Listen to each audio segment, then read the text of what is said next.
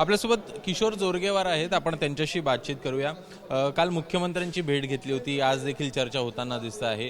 चंद्रपूर महापालिकेमध्ये भाजपची सत्ता बसवणार यावर विश्वास आहे तुम्हाला? 100% विश्वास काय? राजकारण काही विश्वासावर चालत नाही, राजकारण हे संख्याबळावर चालते।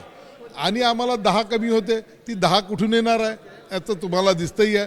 काँग्रेसला 27 आहे, आमच्याकडे 24 आहे। तिकडे आमचे 24 इंटॅक्ट आहे, एका ठिकाणी आहे, एका विचारात आहे। तिकडे 24 वेगवेगळे दावे आहे। त्यांची स्पर्धा कोणती लागली आहे की आमच्याकडे या गटाकडे किती, त्या गटाकडे किती। तर त्यामुळे त्यांचे 2 वेगळे गट झालेले आहे। आणि त्याच्यातलं हे सगळं पाहत ज्या मतदारांशी बांधिलकी ठेवत चंद्रपूरच्या विकासाकरता म्हणून जे निवडून आले आहे, जनतेने निवडून दिलं, ते नगरसेवक मात्र अस्वस्थ झाले आहेत। यामध्ये प्रश्न असा आहे की ठाकरे गट असेल किंवा मग दुसरीकडे वंचित असेल, हे दोन्ही तुमच्यासोबत यायला तयार आहे का? काही बोलणं झालं? निश्चितपणे ही जी बात तुम्ही चांगला प्रश्न विचारला।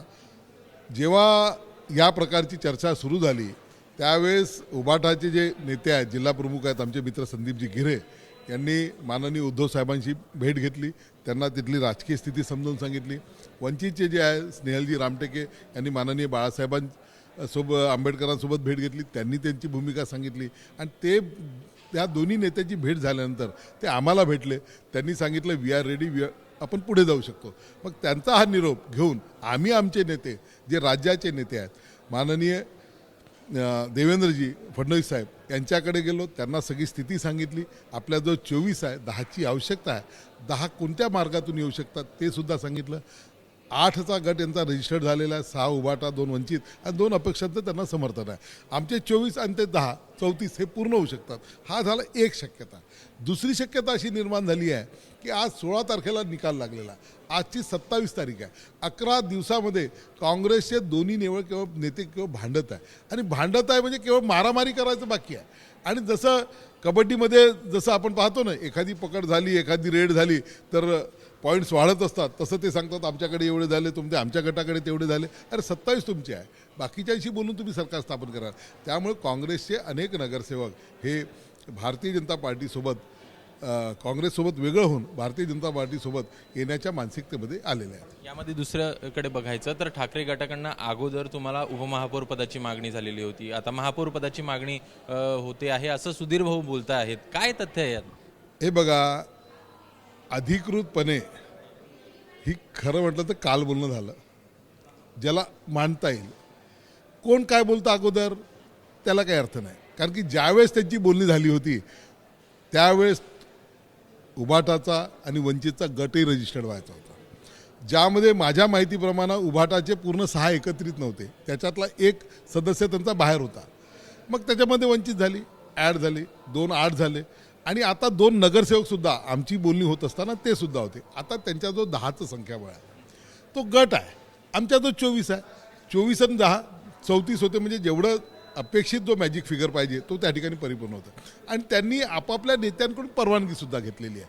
म्हणून जी फायनल बोलणी म्हणता येईल किंवा जी अधिकृत बोलणी म्हणता येईल किंवा जी शक्य असलेली बोलणी म्हणता येईल, ती बोलणी आमची काल झालेली आहे। तो निरोप आम्ही माननीय मुख्यमंत्र्यांसमोर दिला। त्यांच्या ज्या ज्या मागण्या, शक्यता मागण्या, त्या सर्व आम्ही त्यांच्यापुढे ठेवलेल्या आहे। माननीय मुख्यमंत्री महोदयांनी त्याची गंभीरता लक्षात घेत आज त्या ठिकाणी आमची बैठक बोलवलेली आहे। एकूण नगरपालिका आणि नगरपंचायतमध्ये एकूण नगर परिषदमध्ये मोठ्या प्रमाणात अडचणी झालेल्या होत्या, कुठेतरी टीका एकमेकांवर देखील झालेली होती, भाजपमध्येच गटतट दिसलेले होते असंही दिसलं। एकूणच सत्ता खेचून आणणार यावेळेस? निश्चितपणे ते एकदम स्पष्ट दिसत आहे। हे खरं आहे की हा जो आम्हाला ज्या काही सीट्स कमी मिळाल्या आता, जे आम्ही बहुमतापासून थोडं दूर राहिलो, त्याला कारणही असं आहे की जिल्ह्यामध्ये भारतीय जनता पार्टीचं एकीकडे राज्यामध्ये सर्वदूर आम्ही चांगला परफॉर्मन्स करत असताना आम्ही मात्र आमच्या जिल्ह्यामध्ये जे अपेक्षित यश पाहिजे, अपेक्षित काय म्हणजे त्याला म्हटलं तर पराभव झाला म्हटलं तरी चालेल, त्यामध्ये आमच्या ज्या मुख्य नगरपालिका आहे त्यामध्ये आम्हाला मोठं अपयश मिळालं। ज्यामध्ये मूलसारखी नगरपालिका आहेत, केवळ तिथे 2 सदस्य आले, तर यामुळे आम्हाला एक काँग्रेसचा मनोबल वाढलं आणि त्यामुळे त्यांची सीट्स वाढल्या।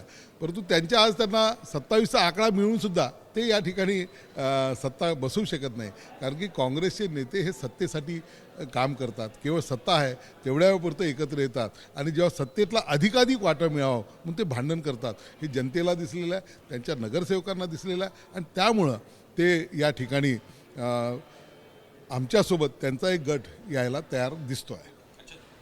काँग्रेसचा एक गट तुमच्यासोबत यायला तयार आहे. तीही आहे. काँग्रेसचा एक गट, मोठा गट, हा आमच्यासोबत येण्यासाठी तयार आहे. त्याच्या कोणाचा, विजय वडेट्टीवारांचा की धानोरकरांचा? राजकारणामध्ये सगळ्याच गोष्टी बोलल्या जात नाही. कोणाच्या क्रेडिबिलिटीवर प्रश्नचिन्ह उपस्थित होईल अशा पद्धतीचंही वक्तव्य केल्या जात नाही. मी एवढंच सांगेल की निश्चितपणे काँग्रेसचा एक मोठा गट जे या सगळ्या परिस्थितीला पाहून उद्विग्न झाला आहे, निराश झालेला आहे. त्यांची बांधिलकी जी जनतेसोबतची आहे ती बांधिलकी त्यांना महत्त्वाची आहे.